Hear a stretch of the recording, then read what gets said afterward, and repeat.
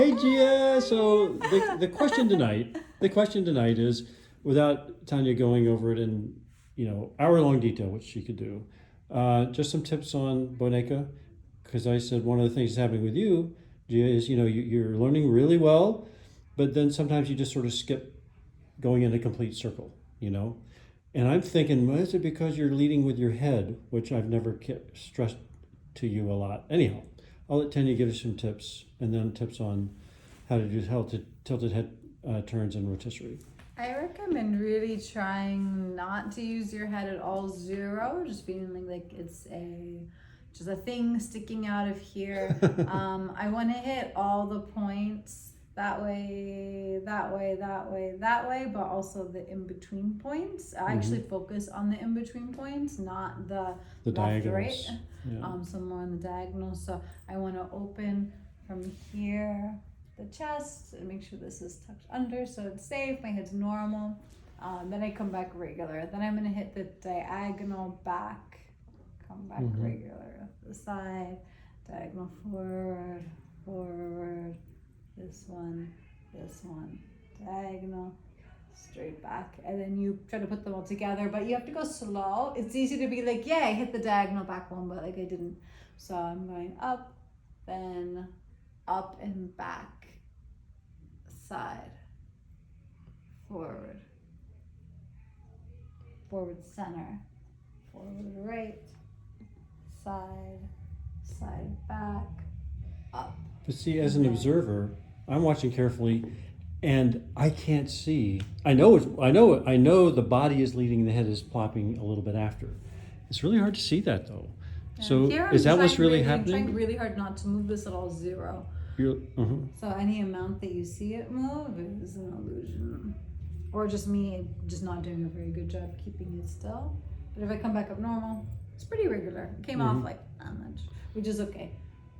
So I'm trying to go around, no head at all, really feeling. You have to pay attention to the muscles you want to feel, which are here. You're real stable from here down. None of this is moving. And then you can address what the head does, because the head is on a slightly different timing that's moving afterwards. It is relaxed, but if I think of relaxing it, then that happens accidentally when I don't realize that my head has actually gone forward and that I'm cheating. Oh, it's gone forward ahead of your body. Ahead of my body. So I want to just keep it exactly the same. All head motions can and for safety should be done without moving the head at all, right? It's really a chest motion. Right, and it's just following the chest and the upper body. Okay. So doing it in that order, yeah. Up, trying to feel what muscles it is for each station. And then taking it around.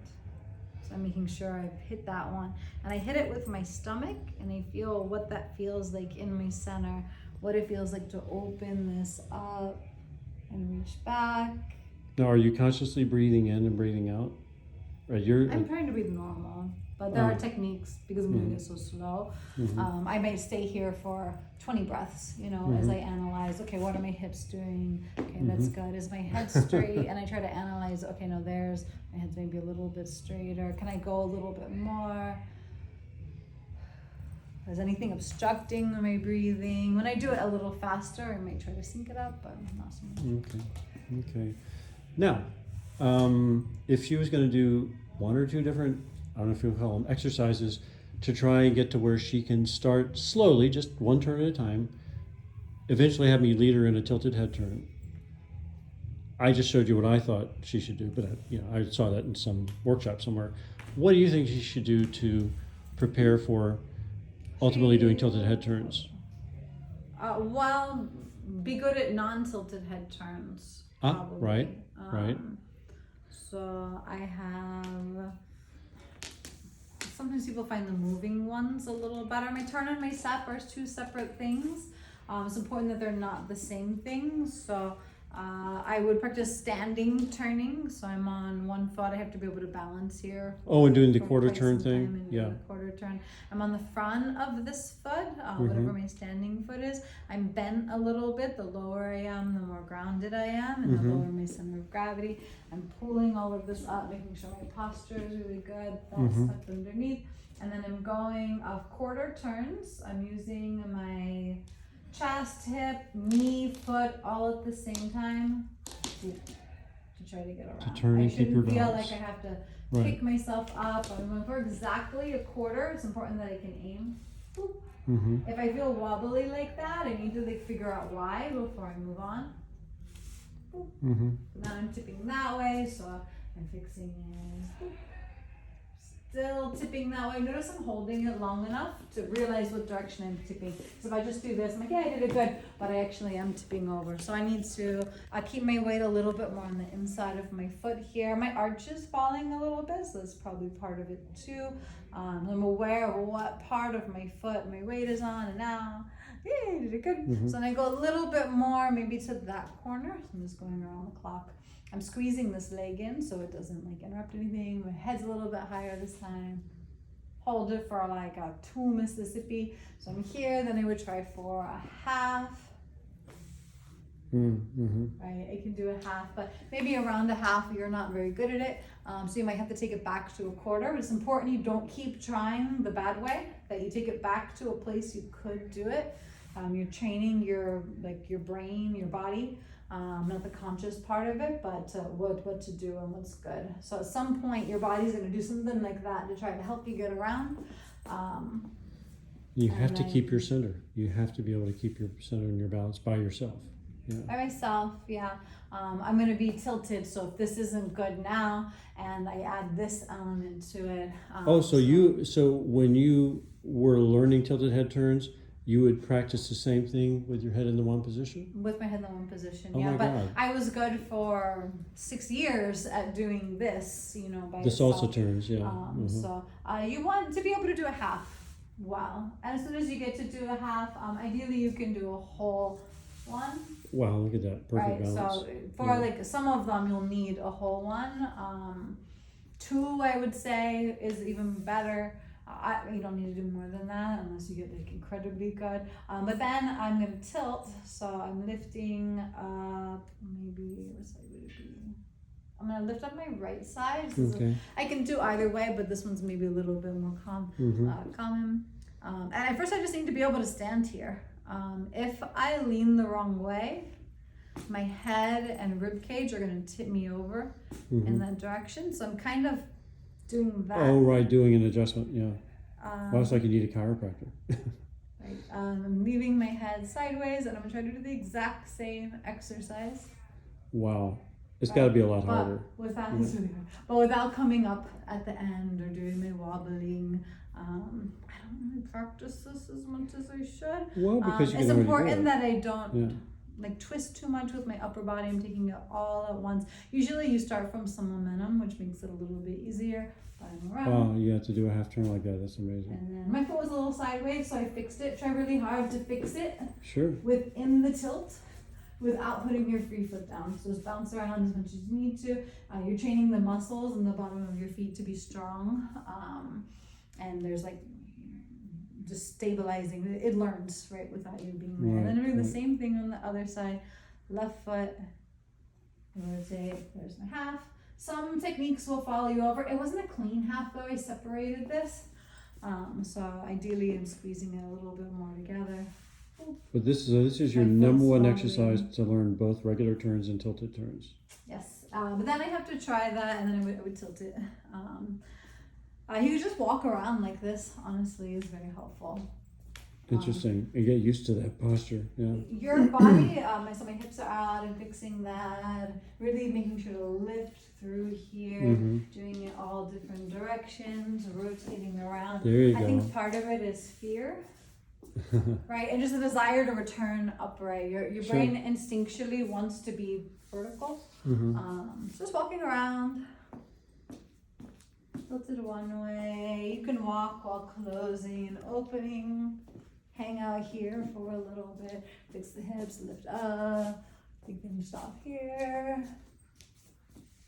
Just get used to it. Yeah, and be able to keep your balance doing anything. All different directions. My core, my stomach, the pelvic floor have to be stronger when I'm doing the head motions than they normally are. So I'm a little more grounded. This is squeezing a little more. If I wasn't, the force of my head Would throw will you like off. tip me over a little bit. Yeah. So here, you can't see it, but I'm really like squeezing this all extra strong, everything down here. I look like a tree. The roots have to be very strong to weather like strong winds and strong forces up here, right? Well, and turning without your normal balance mechanism, with that tilted head, that's it's crazy. hard. You'll get a little dizzy. Then there's, once you get that, and like a week to a year, however long it takes, then I have to apply that to traveling. Oh, let me see that. Oh, you're changing foot to foot. Oh, wow.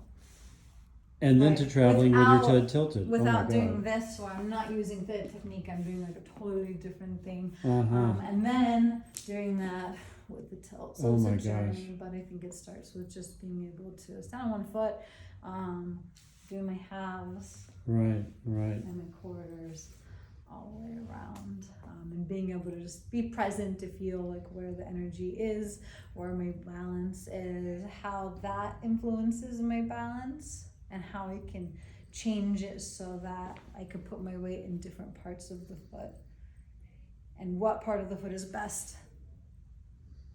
Go tilting again, so I need to keep my weight on the outside of the foot a little bit more, and I need to twist my body a little bit more. So you just brainstorm, kind of like I just did. I'm tipping. Until you're Why stable. am I tipping? Yeah, until you're stable. If I'm going left, I need to overcompensate to the right. Okay. And then it's important that I pull the side back that's going back, that I don't send the side forward that's going forward. So when I rotate, right side's right now is going back, left side's coming forward. If I think about the right side going back, it can be pretty good. If I think about the left side going forward, it throws you off. guaranteed to be immediately thrown off, right? Because the energy is going out versus this is kind of wrapping around. Well, what's your number one thing for someone to get used to your rotisserie? Rotisserie is pretty easy. Yeah, just touching your head to a wall and spinning around it. So I'm here. I'm rotating this way usually to the left. I just want to keep the top of my head pointed in the same spot. Okay, yeah, you see you're doing the little baby steps, of course, to get started. My head's gonna go from the front to the shoulder to the back to the other shoulder. So right now it's in the front. When I twist, what I feel in the lead is that it's starting to rotate. So I feel my spine twist, and I have to step immediately to alleviate that twist of the spine because it's not really safe for good. The energy will feel like it's coming this way in a big circle. It's like rocking a baby, so I'm bringing it across. Right there, I start to feel the twist, so I alleviate it, and my head kind of rotates, so it's now ear to shoulder. They're far apart, but they're close. I keep twisting, it's up. There's the twist, I fix it, I'm looking up. It's going down, there's the twist in my spine, I fix it, my head to the left. There's the twist in the spine, I fix it.